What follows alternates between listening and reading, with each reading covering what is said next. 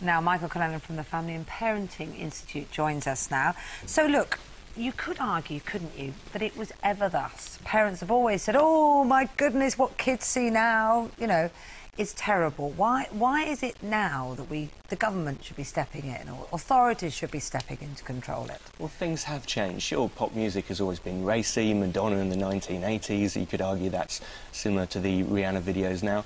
But this new generation of children, they're under unique pressures. When I was a boy, I was born in 1982, my parents could control to a certain extent what messages came through to me, because there was just one box in the living room. That was the way I interacted with the media. But these days, children have the internet, they have the internet on their phones, and so certain unscrupulous businesses who want to push certain messages to young children...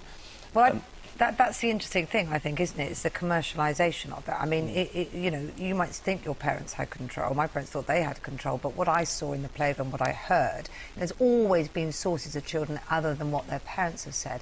But I think it's the money involvement now. And I think all of us in the newsroom are very surprised that children are being sort of targeted to spread the word on stuff via social media, on saucy marketing. That's really new, isn't it? Yeah, certain advertisers, certain marketing firms, they know that pester power is the way to get to the parent's pocket. If you recruit the child to target the parent's pocket, that's the way to make big bucks.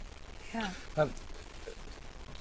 But surely you need rules. The government needs rules to say what's right and what's wrong. If you talk about a big billboard with some kind of raunchy image on it, then they're just talking about voluntary codes and all that namby-pamby stuff. It never works. Somebody's got to say that is out of order when you've got kids driving past it. But the Mothers' Union isn't suggesting that. Well, what the report's saying is that they're going to give business 18 months to get their house in order.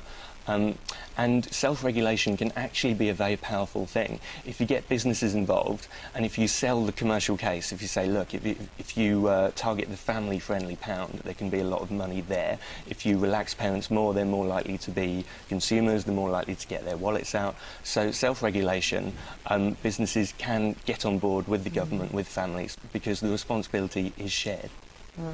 And ultimately, I suppose it's going to have to be a conversation, because whether or not we like it, that world's out there for youngsters. That's what they're going to have to live through, isn't it? Absolutely, and no one wants to return to the 1950s. I mean, from the perspective of the organisation I work for, the Family and Parenting Institute, it's not some kind of old-fashioned moral crusade. We just want to empower parents we want to give them a little bit more control, once again, as they used to have, in terms of what messages their children absorb.